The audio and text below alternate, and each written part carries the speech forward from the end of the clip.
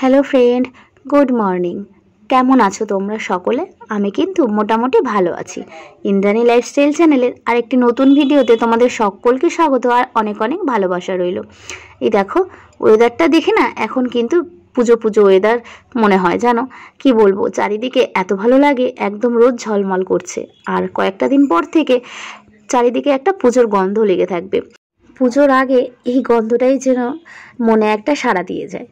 মানে জামা কাপড় হোক কি না হোক, পুজোয় ঘুরতে যাই আর না যাই, তবে এই যে পুজো আসছে এই ব্যাপারটাই যেন আমাদের বাঙালিদের কাছে বিশাল বড় একটা পাওনা। এত ভালো লাগে, বাইরে বেরোলেই মনে হয় যেন পুজোর গন্ধ চারিদিকে আকাশে বাতাসে জড়িয়ে আছে।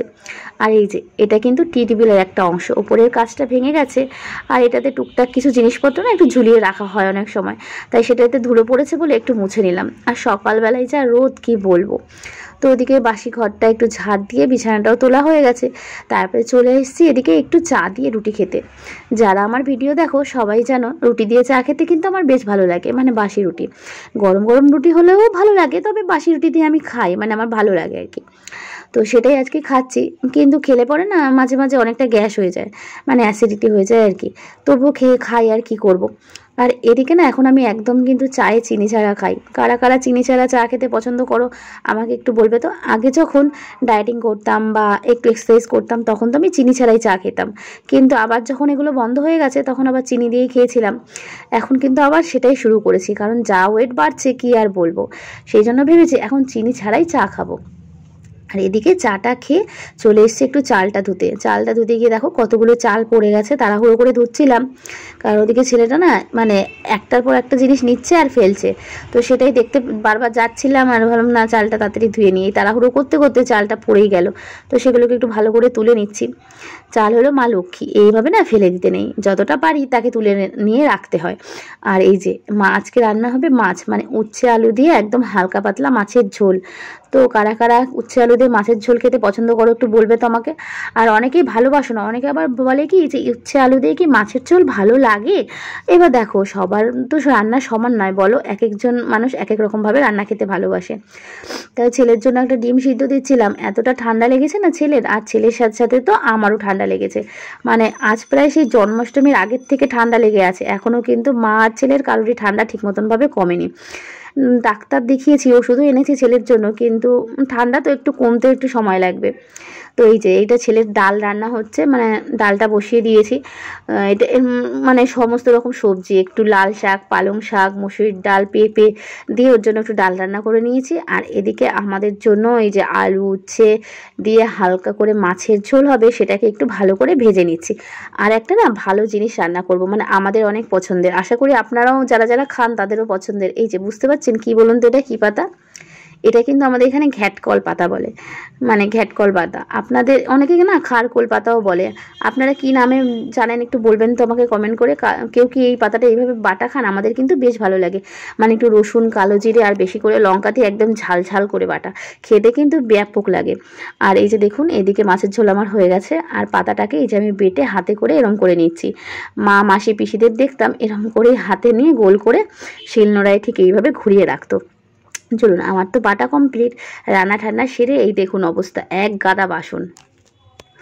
সেই বাসনটাকে একটু ধুয়ে নিচ্ছে, আর কি করা যাবে, এত বাসন হয়েছে মানে বলার মতো না। যতভাবে কম করে বাসন ব্যবহার করব কিন্তু তা আর হয় না, অনেক বাসন যেন কোথার থেকে হয়ে যায় বুঝতেও পারি না। তো সেগুলোকে একটু ধুয়ে দিচ্ছিলাম। আর আপনাদের যেটা বলবো, আজকে জানেন একটা মানে তাড়াহুড়ো করে কাজ করতে করতে একটা বড় দুর্ঘটনার হাত থেকে প্রায় বেঁচেই গেছি, না হলে যে আমার কি হতো কে জানে। এদিকে কিন্তু তখন মা বাড়িতে ছিল না, মা আজকে তাড়াতাড়ি চলে গেছে অফিসে। আর এদিকে ছেলেকে আমি একটু ঘুম পাড়িয়ে নিয়েছিলাম, এতটা জ্বালাচ্ছিল কি বলবো, তাই ওকে ঘুম টুম পাড়িয়ে তারপরে এই বাসনগুলো আমি মাজতে বসেছি, কারণ অনেক বাসন, সেটা একটু সময় লাগবে।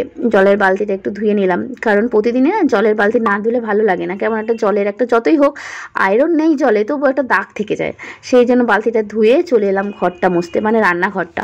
আমাদের রান্নাঘরটা দেখে কিছু মনে করো না, কারণ রান্নাঘরটা না খুবই ছোট, একদম জায়গা অল্প, এই জন্য জিনিসগুলো এদিকে ওদিকে একটু ছড়িয়ে ছিটিয়ে থাকে, ওইভাবে গুছিয়ে রাখা হয় না আর কি। খাওয়ার জলের বালতিতে এক বালতি জল ভরে রেখে দিচ্ছি, বিকালেও যদিও বা জল আসে কিন্তু আমি এই দুপুরবেলাতেই তুলে রাখি, অনেক সময় মনে থাকে না জল তুলতে, তো এই জন্য সময় থাকতে আমি তুলে রাখি। আর এখানে বলুন তো, এই যে এখানে যেহেতু বাসন মাজা হয় না, জল সবসময় পড়তেই থাকে, তার জন্য না শ্যাওলা পড়ে যায়। ওই জন্য মাঝে মাঝে একটু অ্যাসিড বা ব্লিচিং পাউডার দিয়ে সেটাকে ভালো করে পরিষ্কার করে নিই। আর ওই যে দুর্ঘটনার কথা বলছিলাম, এই যে দেখবেন একটু পরে এই যে অ্যাসিড দিতে দিতে না আমার হাতে অ্যাসিড পড়ে যাচ্ছিলো, আমি তাড়াতাড়ি গিয়ে জলের মধ্যে হাতটা চুবিয়ে দিয়েছি। মানে এত একটা বড় দুর্ঘটনার হাত থেকে আমি আজকে বেঁচে গেছি কি বলবো। মানে তো পরে জানলাম মানে অ্যাসিড তো অনেকটাই পড়েছে, কারণ প্রায় হাফ বোতলের একটু কম অ্যাসিড ছিল, সেটা দিতে দিতে একদম লাস্টের দিকে অনেকটা ছিল, সেটা কিন্তু আমার হাতে পড়ে গেছিলো। কিন্তু কিছুই হয়নি, সত্যি কথা বলতে। কেন হয়নি সেটা বলছি আপনাদের। তো এই যে এই জায়গাটায় ভালো আগের থেকে একটু ভালো করে অ্যাসিড দিয়ে একটুখানি ছড়িয়ে ঝাঁটা দিয়ে একদম ভালো করে লেপে দিয়ে রাখছি। আধা ঘন্টা পরে এই জায়গাটাকে পরিষ্কার করব। তো একটুখানি রেখে দিলে না ভালো হয়, তাহলে তাড়াতাড়ি পরিষ্কার হয়ে যায়। আর ওদিকে ছেলে মানে একটু বললাম, ওই যে ঘুম পাড়িয়ে রেখেছিলাম, ও কিন্তু উঠে ওখান থেকে চিল্লাচিল্লি করছে, তাই ওকে একটু বলছিলাম যে তুমি ওখানে বসে থাকো, আমি আসছি, আমার হয়ে গেছে।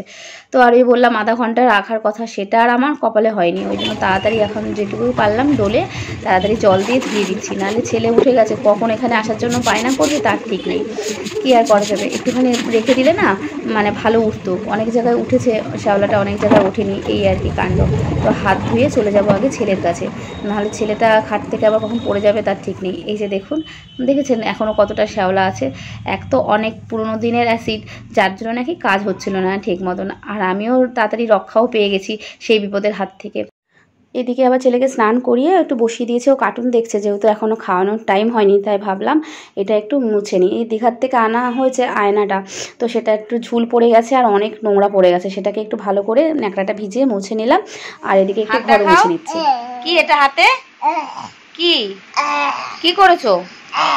কি হাতে মাখিয়ে দিয়েছো পুরো? কেন করেছো? তোমাকে খেতে দিয়েছিলাম তো, তাহলে হাতে মাখিয়েছো কেন? হাতে মাখিয়েছো কেন? কেন মাখিয়েছো? কেন এত দুষ্টু করো? হ্যাঁ, তোমাকে ক্যাডবেরিটা তো খেতে দিয়েছিলাম, তাহলে কেন তুমি স্নান করে দিয়েছি কেন গায়ে মাখলে? হ্যাঁ, হাত দেখাও, হাত দেখাও। খুব দুষ্টু হয়ে যাচ্ছ তুমি, তোমাকে একটা পিট্টি দিতে হবে, আমি বুঝতে পারছি। সারা চেয়ারে মাখিয়ে কি বৌদির জীবনে না কাজের কোনো শেষ নেই। এই যে দেখো, ভাবছিলাম যে এটা করবো না, কিন্তু এত ময়লা জমেছে না ভেতরটায়, মাঝে মাঝে একটু মানে বাইরে পড়া যে জুতোগুলো বা চপ্পলগুলো আছে এখানে রাখা হয়, আর কিছু বোতল মানে বেকার বোতল যেগুলো ব্যবহার করা হয় না, ওগুলো মা জমিয়ে রেখেছে বিক্রি করবে বলে। তো সেগুলো সরিয়ে ভালো করে ঝাড় দিয়ে নিলাম, আর ধুলো হয়েছে বলে উঠোনটাকে একটু ধুয়ে নিচ্ছি। ওদিকে মোটামুটি কাজবাজ করে স্নান টান করে আমি রেডি চলে এসেছি। এবার কিন্তু ছেলেকে খাওয়ানোর পালা। মাথায় একটু শ্যাম্পু করেছি, এত ময়লা পড়েছিল কি আর বলবো। তোমার প্যান্ট কোথায়? প্যান্ট নিয়ে আসে যাও, প্যান্ট পরবে, যাও এখানে বসো, এই পাশে বসো, এখানে ফ্যানের নিচে বসো, তোমাকে কোল্ড ড্রিঙ্ক দেবো, বসো। হ্যাঁ, এখানে বসো, চুপ করে বসে থাকবে, ঠিক আছে? তাহলে কিন্তু তোমাকে কি দেবো? কোল্ড ড্রিঙ্ক দেবো। আমার বাবা কোথায়? এটা গুড বয়। কোনটা গুড বয়? এটা। তাহলে তুমি কেন কথা শোনো না? কেন কথা শোনো না বলো? কি দেবো বলো? একটা হামি দাও, আগে একটা হামি দাও, তারপর দেবো। আগে একটা হামি দাও, ওখানে হামি দাও, আগে একটা হামি দাও, তাহলে কিন্তু দেখেছি বুঝে গেছে কোল্ড ড্রিঙ্কস। তারপরে দাঁড়াও, আজকে দুপুরে না ভাত খাবো না, কারণ সকালবেলা খেতে খেতে প্রায় 12টা বেজে গেছে। এখন আর কি ভাত খাবো, 12টার সময় খেয়ে বলুন। ওই জন্য ঘরে কোল্ড ড্রিঙ্কস আছে, এটা একটু খাই। তোমার তো ঠান্ডা লেগেছে বাবা, খায় না, ঠিক আছে? তোমার ঠান্ডা লেগেছে না? ঠান্ডা লেগেছে তো দাঁড়াও, দাঁড়াও, এখানে বসো, আমি দেবো। হাত দেবে না বলেছি, গরম হোক।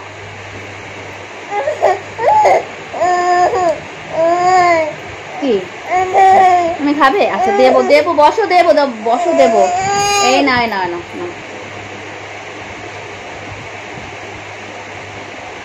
আমার না এই কোকোকলার থেকে না থামস আপটা বেশি পছন্দের। এমনি অন্য কোনো কোল্ড ড্রিঙ্কস আমার ভালো লাগে না, যদি বা খাই ওই ফ্রুটি, আর না হলে থামস আপ। প্রায় পছন্দ হয় না, এত মিষ্টি না, ভালো লাগে না।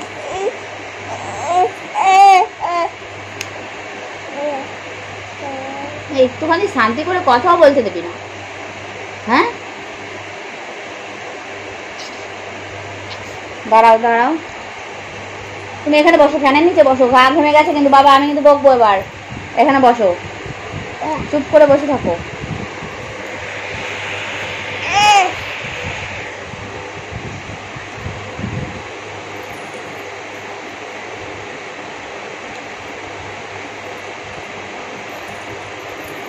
দেখো তো কি করছে, দেখো তো আমার সোনাটা কি করছে। দাও দাও, আমি ঢেলে দি, দাও মুটকিতে ঢেলে দি, দাও দাও মুটকিতে ঢেলে দি। একদম ভালো লাগছে বলেই যে আপনাদেরও ভালো লাগবে তার তো মানে নেই, মানে সরি ভালো লাগছে না, খারাপ লাগছে। আমার ভালো লাগে না কোকোকোলা, একদম থামসআপটা আমার বেশ প্রিয়। কেমন একটা গন্ধ, আর দিন দিন যাচ্ছে এমন একটা মানে বাজে করে দিচ্ছে।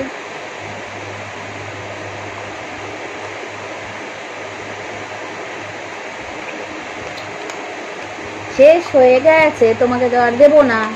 মুখে দাও, আবার দিয়ে কোল্ড ড্রিঙ্কস দেবো, কোল্ড ড্রিঙ্কস দেবো। আপনারা কী ভাবছেন আমি হয়তো সাজুগুজু করে কোথাও ঘুরতে গেছিলাম? না রে বাবা, কোথাও ঘুরতে যাইনি, একটু রিলস ভিডিও বানাচ্ছিলাম রেডি হয়ে সাজুগুজু করে। যাই হোক, প্রায় 6:30 বাজে রিলস বানিয়ে চলে এলাম একটু ভিডিও করতে। আর যেটা বলছিলাম, ওই অ্যাসিডটা না অনেক দিনের পুরনো, আর বোতলে ফুটোটাও এত ছিল যে মানে হাওয়াটা বেরিয়ে যাচ্ছিলো, গ্যাসটা বেরিয়ে গেছে, যার জন্য আমার কিছুই হয়নি, এই যাত্রায় আমি বেঁচে গেছি। ঠিক আছে, চলুন আমি একটুখানি জামা কাপড় চেঞ্জ করে ছেলেটাকে একটু দুধ খাইয়ে দিই। আর যদি আমার ভিডিওটি ভালো লেগে থাকে অবশ্যই কিন্তু আমার চ্যানেলটিকে একটু সাবস্ক্রাইব করে দিয়ে আমার পাশে থাকবেন, আর লাইক কমেন্ট শেয়ার করতে কিন্তু ভুলবেন না। আপনারা সকলে ভালো থাকবেন আর সুস্থ থাকবেন।